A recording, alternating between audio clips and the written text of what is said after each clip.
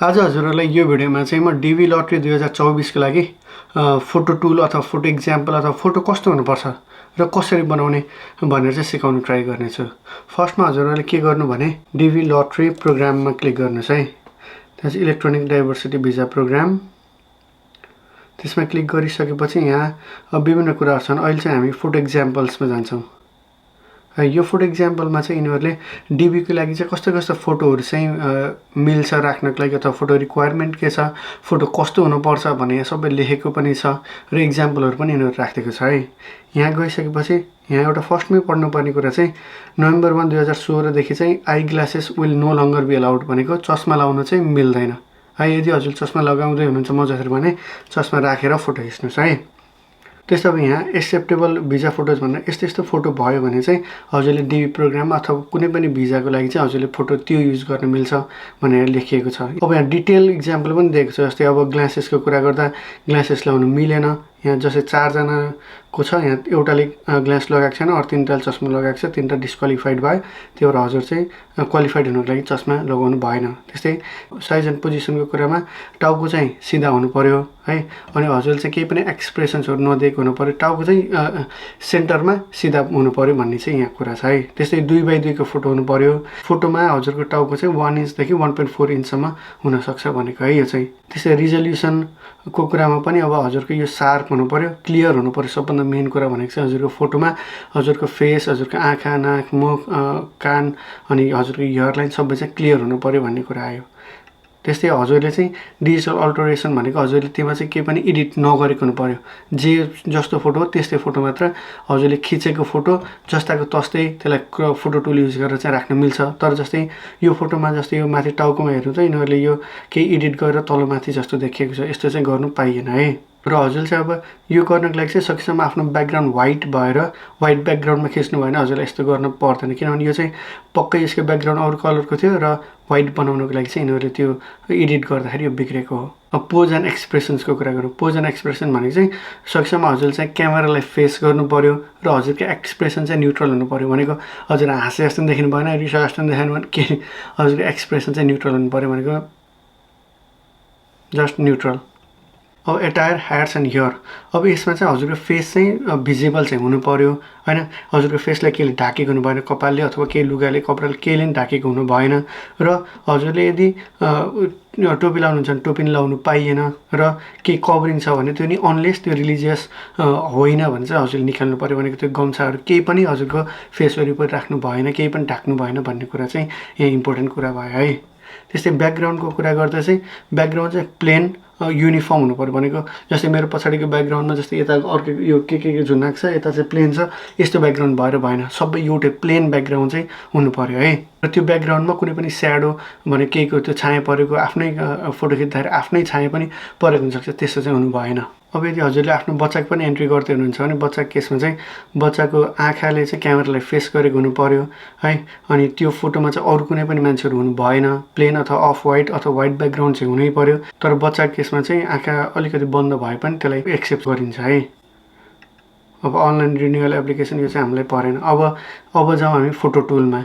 हामीले चाहिँ यो फोटो टुल युज गरेर चाहिँ हजुरसँग भएको फोटोलाई चाहिँ फोटो रिक्वायरमेन्ट मिट गर्छ कि गर्दैन, त्यो फोटो चाहिँ डिबीको लागि युज गर्न मिल्छ कि मिल्दैन भनेर थप्न सकिन्छ। अहिलेलाई चाहिँ मैले फोटो टुलमा क्लिक गरेँ है। अब फोटो टुलमा हजुरले यहाँ देख्न सकिन्छ choose a photo to begin. अब एउटा फोटो हजुरले खिचिसकेको हुनु पर्यो र त्यो फोटोलाई लिएर चाहिँ यहाँ राख्ने कुरा भयो। र बेसिक इक्जाम्पलमा चाहिँ अब कस्तो कस्तो फोटो हुन्छ त राख्न मिल्छ भन्ने कुरा चाहिँ यहाँ देखाइएको छ।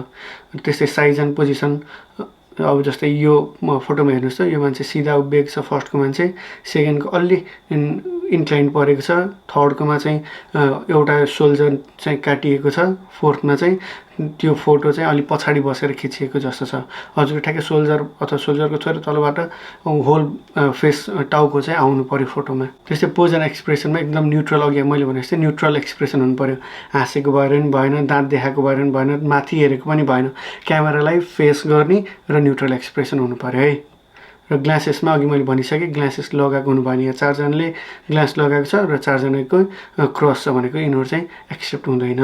त्यस्तै अटायर ह्याट्स एन्ड इयरमा टोपी लाउनु भएन, आफ्नो मुख चाहिँ कपालले अथवा केले ढाक्नु भएन है। फेस चाहिँ ठ्याक्कै क्लियरली चाहिँ फोटोमा देखिनु पर्यो। स्याडोज एन्ड लाइटिङमा चाहिँ हजुरको अब जस्तै यो फोटो फर्स्टको फोटो हेर्नु त कहीँ केही लाइटिङ छैन, एक्स्ट्रा लाइटिङ छैन, तर सेकेन्डकोमा चाहिँ पुरै टल्किरहेको छ त्यो मान्छे नै, त्यो भएन। त्यहाँ थर्डकोमा स्याडो परेको छ, त्यस्तो नि भएन। फोर्थकोमा लेफ्ट साइडमा स्याडो छ, राइट साइडमा छैन, त्यो भएर त्यो पनि भएन। भनेको युनिफर्म हुनु पर्यो हजुरको ब्याकग्राउन्ड युनिफर्म। जस्तै हजुरको बडीमा आएको लाइट पनि फोटो खिच्दाखेरि क्यामेराले खिच्दाखेरि चाहिँ युनिफर्म हुनु पर्यो। त्यस्तै ब्याकग्राउन्डको कुरा गर्दा ब्याकग्राउन्ड चाहिँ प्लेन हुनु पर्यो। जस्तै यहाँ पछाडि यो रुखहरू छ त्यस्तो पनि भएन।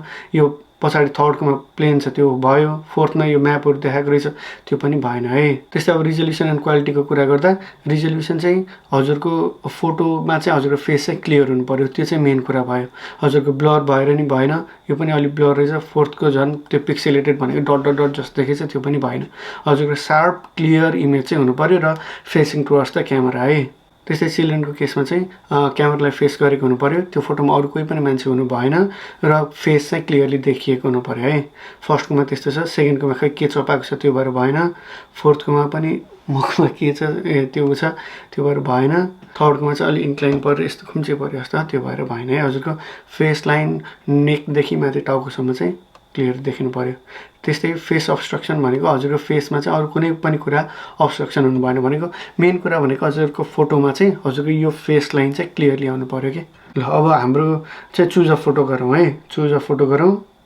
त्यहाँपछि अब हजुरले खिचेको, जस्तै मैले मेरो केसमा यो फोटो सेलेक्ट गरेँ अघि मैले खिचेको फोटो, त्यसपछि यसले अब अटोमेटिक क्रप पनि गरिदिन्छ। भनेको उसले आफै नै क्रप गरेर मिल्ने खाले रिक्वायरमेन्ट मिट हुने खाले छ कि छैन त्यो चाहिँ यसले फर्स्टमा हेरिदिन्छ। तर यसले हजुरले अब म्यानुअल्ली पनि गर्न सक्नुहुन्छ। भनेको यो चाहिँ अटोमेटिक कम्प्युटरले नै गरिदियो, तर हजुरले आफूले गर्न चाहनुहुन्छ भने क्रप म्यानुअल्लीमा गएर यसले भने जस्तै यो तल देखाएको आँखा चाहिँ माथिको फोटोको आँखासँग म्याच गर्यो भने चाहिँ उसले आफै नै क्रप गरिदिन्छ है। अहिले क्लोज ट्युटोरियल गरौँ र यो तलको आँखा लगेर माथि आँखासँग म्याच गरिदिउँ। यसरी चाहिँ हजुरले आँखा दुईवटा लगाएर राखिदिनु भयो भने चाहिँ उसले नै सबै कुरा मिलाइदिन्छ।